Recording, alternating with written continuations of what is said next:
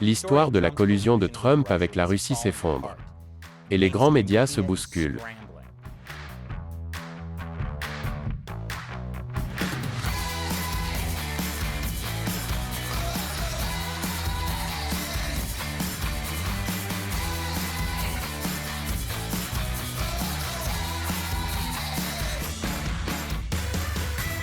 Bienvenue à l'émission Amérique dévoilée, je suis Chris Chappell. Pour votre information, YouTube désabonne secrètement les gens, et quand cela arrive, ils ne vous disent pas quand les nouveaux épisodes sortent. Alors n'oubliez pas de revenir chaque mardi, mercredi, jeudi et samedi pour voir les nouveaux épisodes. Vous vous souvenez peut-être du récit omniprésent selon lequel l'ancien président Donald Trump aurait conspiré avec les Russes pour gagner les élections de 2016.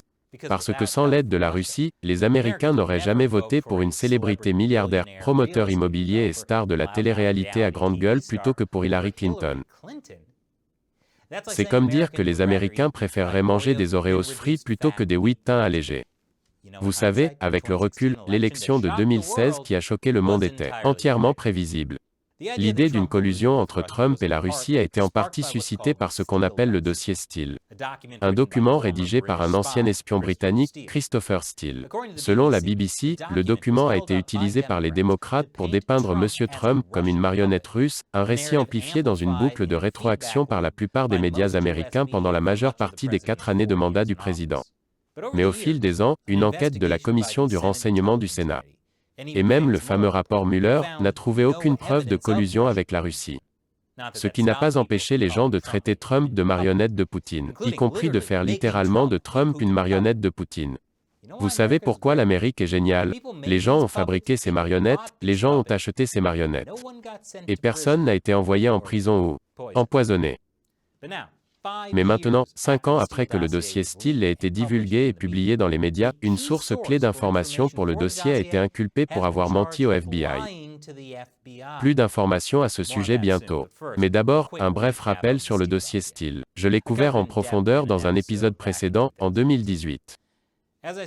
Comme je l'ai dit dans cet épisode, le dossier Steele était une recherche d'opposition financée par la campagne d'Hillary Clinton et le Comité national démocrate pour déterrer des saletés contre Trump. Vous pouvez le lire par vous-même grâce à BuzzFeed. C'était des munitions utilisées par les grands médias et le FBI pour enquêter sur Trump. Mais il s'avère que le dossier Steele était rempli de mauvais renseignements, qui ont conduit à un journalisme encore pire. Je vais expliquer pourquoi après la pause. Bon retour parmi nous. En 2019, l'ancien procureur général Bill Barr a nommé John Durham, un avocat du ministère de la Justice, en tant que conseiller spécial. Son travail consistait à enquêter sur les origines de l'enquête initiale du FBI sur la Russie, qui a débuté en juillet 2016. Cette enquête initiale du FBI sur la campagne de Trump en 2016 a été alimentée en partie par des allégations compilées par l'ancien espion britannique Christopher Steele. Et devinez quoi? Nous savons maintenant que le dossier était rempli de rumeurs, de sources de troisième main et d'affirmations non prouvées. C'est en partie à cause de la grande nouvelle de la semaine dernière. L'enquête de Durham a conduit à l'inculpation de l'analyste russe à l'origine du dossier Steele. Le nom de l'analyste est Igor Danchenko. En 2016, Christopher Steele a engagé Danchenko pour enquêter sur des informations liant Donald Trump au Kremlin. Lorsque le FBI a examiné la possibilité d'une collusion entre Trump et la Russie, il a interrogé Danchenko sur ses sources d'informations en 2017. Eh bien, il s'avère qu'il a menti. Prétendument. Il a menti, prétendument, sur beaucoup de choses à la fois à Steele et au FBI. Il a soi-disant donné à Steele des informations qui ne provenaient pas de sources liées au Kremlin, comme le prétend le dossier, mais qui étaient des ragots qu'il avait récupérés auprès d'un cadre américain de relations publiques lié au Parti démocrate qui faisait des affaires à Moscou. Ce responsable des relations publiques a été identifié comme étant Charles Dolan. Il avait travaillé pour le président Bill Clinton pendant ses campagnes présidentielles et au département d'État américain. Il a également soutenu les 2 campagnes présidentielles ratées d'Hillary Clinton. Dolan, le partisan de Clinton, était la principale source de Danchenko pour une section du dossier qui analysait la démission de Paul Manafort en tant que président de la campagne de Trump en août 2016. Mais le problème est que Dolan a plus tard admis au FBI qu'il avait fabriqué la base de certains détails qu'il avait fournis à Danchenko. Plus précisément, Dolan a dit à Danchenko qu'il avait entendu des informations privilégiées sur le licenciement de Manafort de la part d'un ami républicain. Mais il a tout inventé. Au lieu de cela, il a fait passer des informations qu'il avait lues dans les médias comme des informations privilégiées. Dolan pourrait également avoir été lié à certaines des informations concernant la prétendue cassette pipi. Pour ceux d'entre vous qui ne le savent pas, il y aurait eu une cassette montrant Trump en train de faire des actes obscènes avec des prostituées à l'hôtel Ritz-Carlton de Moscou. Dans le dossier Steele, Danchenko a cité comme source une collaboratrice et un membre senior du personnel de l'hôtel. Selon l'acte d'accusation, Dolan avait séjourné au Ritz-Carlton en juin 2016 pour se préparer à une conférence qu'il allait y organiser. Alors que Dolan était à l'hôtel, il a obtenu une visite de l'hôtel et l'un des membres du personnel de l'hôtel lui a dit que Trump y avait séjourné. Mais n'a pas mentionné d'activité sexuelle ou salace. Pendant ce temps, Danchenko a rencontré Dolan au Ritz-Carlton. Danchenko a ensuite déclaré au FBI qu'il avait entendu l'information sur les prétendues activités de Trump de la part du directeur général de l'hôtel et d'autres membres du personnel. Danchenko a pris un vol de Moscou à Londres quelques jours plus tard et a partagé ce qu'il a entendu avec Steele. Et c'est ainsi que le scandale de la bandelette urinaire est devenu une partie du dossier Steele.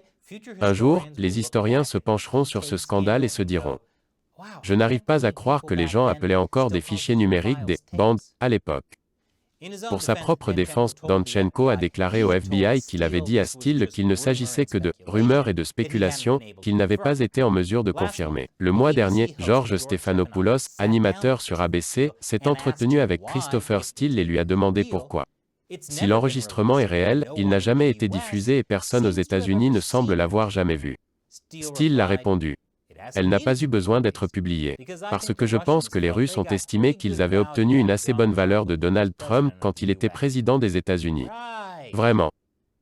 C'est comme si je disais que j'ai une cassette de Xi Jinping se déguisant en Winnie l'ourson pour Halloween. Mais je n'ai pas besoin de la diffuser, parce que l'Internet a déjà bien profité de la comparaison entre Xi et Winnie l'ourson. Et maintenant vous commencez à vous demander si peut-être il s'est vraiment déguisé en Winnie l'ourson. Je veux dire, ça doit être vrai, parce que c'est sur un t-shirt. Vous pouvez acheter ce t-shirt sur notre site web, au fait. Le lien est ci-dessous.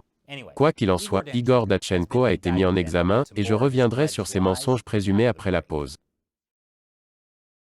Bon retour.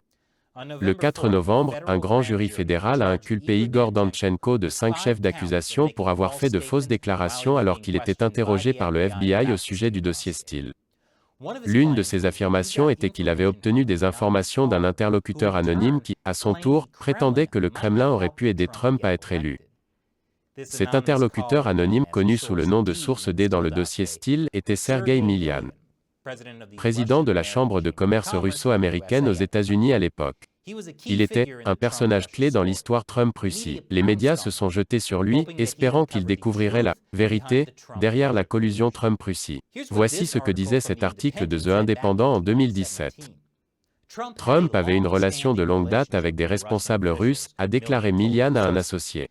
Et ces responsables fournissaient maintenant à Trump des informations préjudiciables sur son adversaire démocrate, Hillary Clinton. Milian a déclaré que les informations fournies à Trump avaient été très utiles. À l'insu de Milian, cependant, sa conversation n'était pas confidentielle. Son associé a transmis ce qu'il avait entendu à un ancien officier du renseignement britannique. Beaucoup de médias de l'époque ont traité cela comme si c'était vrai.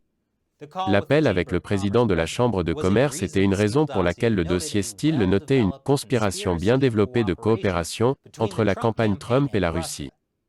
L'associé, dans cette histoire, qui a obtenu un appel téléphonique de Milian et a ensuite transmis cette information à Steele, est Igor Danchenko. Mais selon l'acte d'accusation de 2021, ce n'était pas vrai.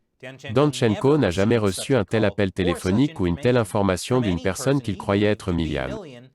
Et Danchenko n'a jamais pris de disposition pour rencontrer Milian à New York. Au contraire, Danchenko a inventé ces faits concernant Milian. Pendant ce temps, Steele l'a dit au FBI qu'il croyait que Danchenko avait rencontré Milian en personne plusieurs fois. Et que Milian était l'une des sources de Danchenko pour l'histoire de la cassette pipi. Encore une fois, Danchenko n'a jamais rencontré ou parlé avec Milian. L'acte d'accusation cite les propres emails de Danchenko, dans lesquels il admet avoir essayé de contacter Milian, qui ne lui a jamais répondu. Cet acte d'accusation montre que le dossier Steele n'était pas fiable depuis le début. Maintenant, indépendamment de ce que vous pensez de Trump en tant que président, si vous vous souciez un tant soit peu de la vérité, vous devez être contrarié que les médias s'en sortent en fondant histoire après histoire sur des preuves non fiables, et dans certains cas, fabriquées. J'ai raconté comment les médias étaient tellement déterminés à ramener Trump en 2019 qu'ils n'ont pas vérifié si ce qu'il rapportait était vrai. Le New York Times a publié une histoire selon laquelle les aides de la campagne Trump ont eu des contacts répétés avec de hauts responsables du renseignement russe. Selon 4 responsables américains actuels et anciens, l'ancien directeur du FBI James Comey a ensuite témoigné devant la commission du renseignement du Sénat que le rapport du New York Times n'était pas vrai. Ce rapport de CNN, rétracté, et 3 journalistes ont été contraints de démissionner. Un serveur de Trump communiquait-il avec la Russie? Non. Robert Mueller a la preuve que Trump a ordonné à son avocat de mentir au Congrès? Pas selon Robert Mueller lui-même.